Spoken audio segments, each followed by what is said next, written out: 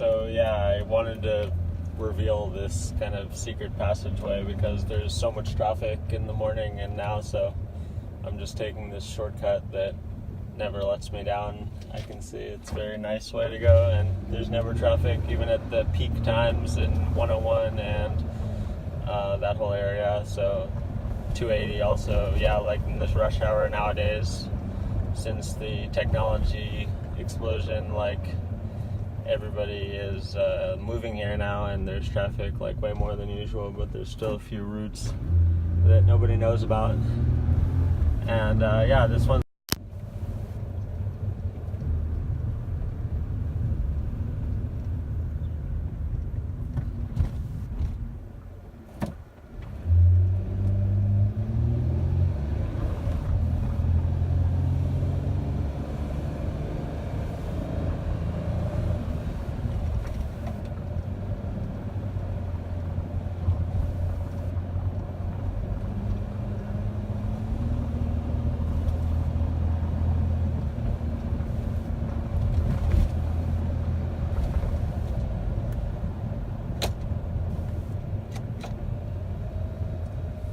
Yeah, what else is new?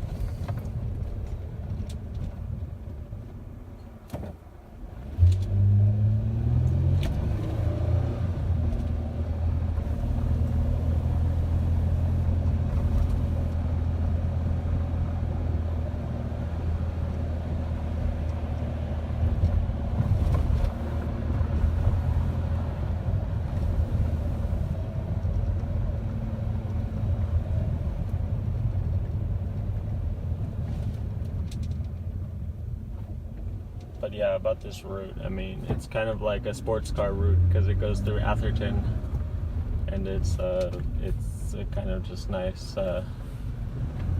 way to drive if you have a sports car. A lot of nice turns and stuff, and I don't know, it's yeah, not too much traffic, so it's just kind of a good place to cruise. And yeah, definitely you can see a lot of nice cars. A lot of hills.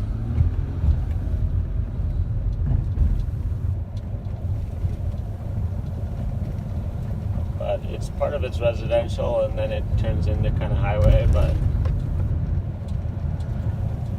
I guess 30 miles per hour, it's a good, decent speed, a lot of stop signs, but if there's some traffic, like some car accidents on 101 and stuff, like, I don't know, this morning it seemed really bad, so that's why I felt like I needed to take this back road.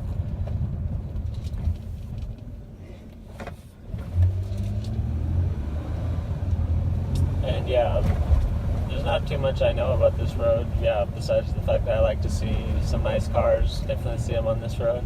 See some cool houses too. And speaking of houses, I've been working on my new housing projects in America, and it's definitely plural. There's a lot of things going on. Wait, this I think is interesting. This tower thing is cool.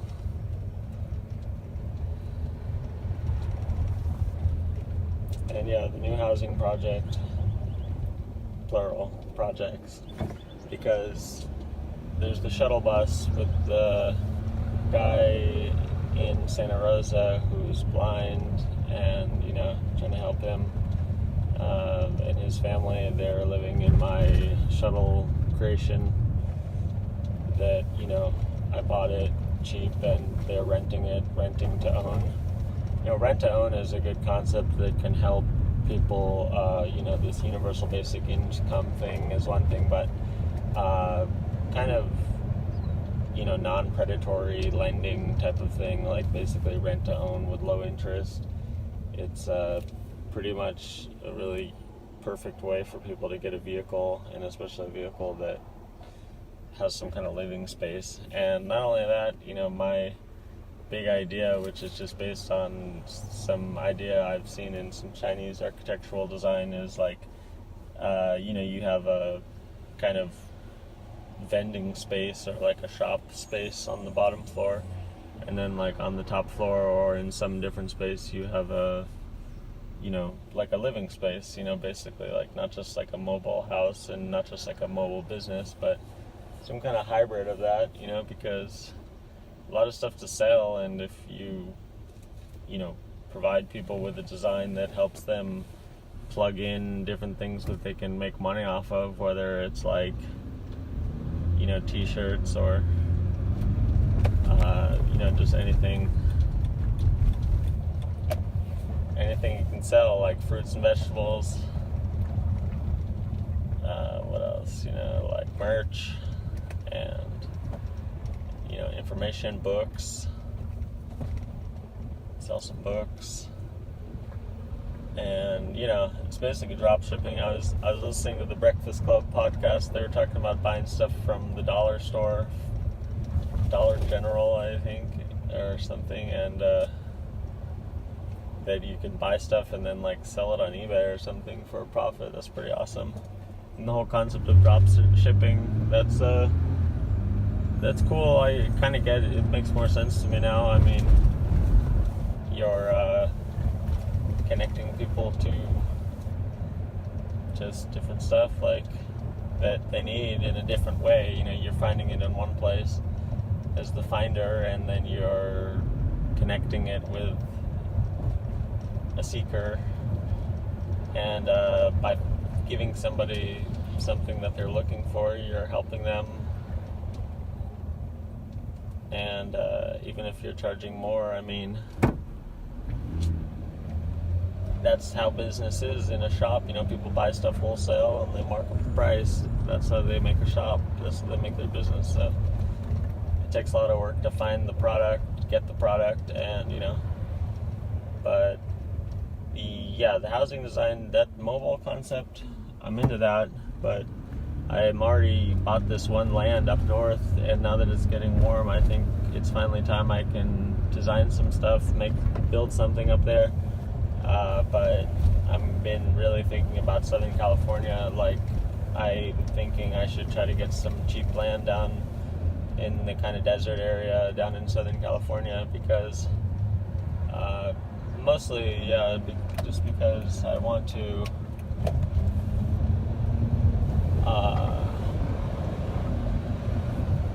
kind of be near LA and San Diego, because I'm a photographer, filmmaker, and I've got this fashion project. So that's the other thing about what to sell in a shop, is that I want to sell this product I'm producing in Nepal, which is like festival type of fashion and beachwear type of stuff, and so I would like to sell that out of a truck or some kind of mobile business. But as you can see, this highway, it's got stop signs, but it's also got some nice sections. And I definitely don't want people to like drive too fast on this way, but I think I don't have like a big enough following to make it be like something that a ton of people are going to come here or something. It's just like a few people that follow my posts and stuff. If you live in the Bay Area, this is basically the best way to go, and I figured I'd post this because it's a way to help out, show a really cool shortcut that's very scenic and saves time also when there's tons of traffic in the morning and after work time, because it gets crazy around here these days. I've noticed past few years it's changed, like a lot of population growth. That's why you gotta know these back roads. Gotta talk to a local, and not too many locals. Everyone's moving different cities or out of state. I don't know. I'm thinking of out of state, but I still really want to stay in California as much as possible.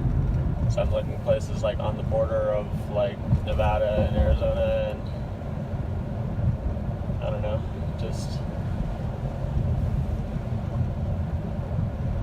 I want hotter climate, I guess, because I'm not really used to cold climate as much.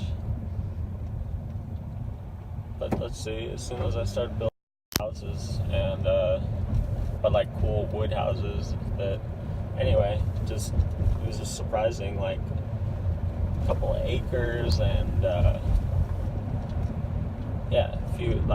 few acres, house with like multiple rooms, multiple bathrooms, and talking about like 50,000 to 60,000. So that's Nebraska. But anyway, I'm just all I can think about is this housing stuff. So just working on that, trying to get some buildings set up, like on this northland up in Northern California called Shasta. It's actually near a town called Weed, California. And it's north, it's near the border of Oregon. So I've got the northern place covered, but I just really want something south. I want to be near my friends in LA, you know, especially Alexandra Catherine Skiba, my friend, the model who was helping me, actress, actually, you know, she's a very dynamic person to work with, and I really like the chance to collaborate with her, so I want to be closer down to LA, and also Los Angeles Apparel, and that's, yeah, cool people to work with down there. And yeah, the weather, I mean, I'm more familiar with tropical climates, and hot weather for plants, they grow faster, I think, and if you just, I don't know, as long as you can get water, I think, I just love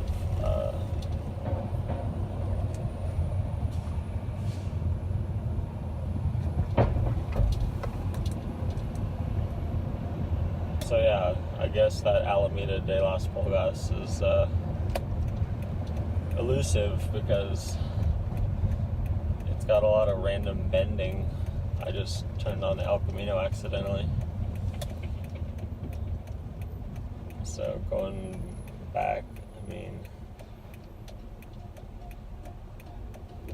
pretty sure this is the best way.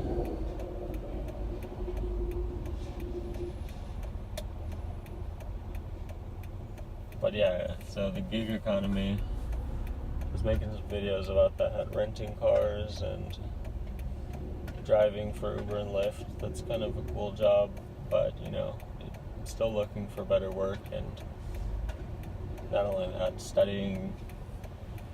Didn't go to college, so I got college credit for like an advanced high school college credit film program in Valencia, California Institute of the Art, CISA, so, you know, had a little bit of proper education, but otherwise I've had a lot of work type education, experience education,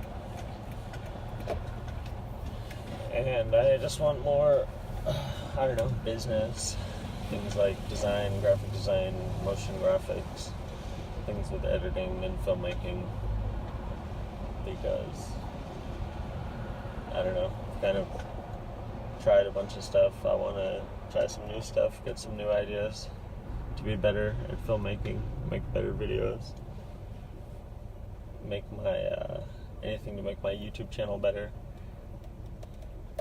So yeah. Thinking about podcasts, because I want to interview cool people and talk about certain issues. That's why just random videos like this kind of come to mind. Just dash cam with commentary, but you know, it's pretty boring. I don't know, but it's just, I'm doing it anyway, driving, so might as well live stream it, especially because it's a very beautiful road. Look, that bamboo up ahead.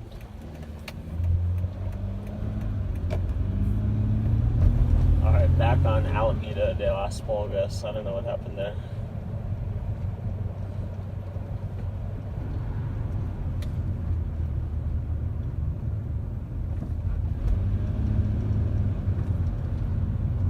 Just kidding, it's actually not Alameda de las Pulgas, but it's parallel to it.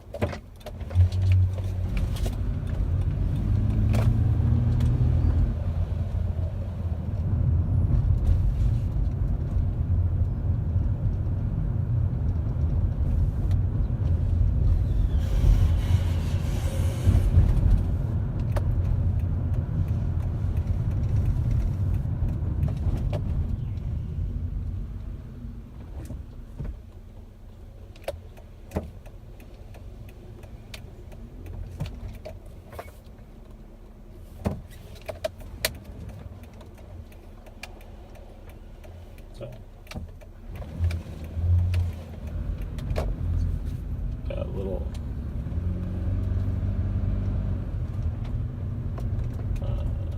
yeah, I think this is Cedar Street. But I think I can get back onto Alameda de las Pulgas, because this video was supposed to be about Alameda de las Pulgas, and it's kind of easier to follow from the other side. That's usually where I've taken it, like from Palo Alto, Stanford, just like it's kind of like you take it from Foothill Expressway, which is also like one of my favorite roads. It kind of like turns into that, and it crosses Sandhill Road. That's a famous road. It's a cool way with all the investment companies. And so yeah, this Alameda de las Pulgas, I gotta find it, but I'm doing this live stream, so that's why I don't have my navigation. Usually I look at the satellite image of where I'm driving. It's a pretty cool way to see a bunch of stuff around you. It's way better than like Waze and Apple Maps and stuff. It's really cool. You can go in the settings on Google Maps and make it satellite. I like that.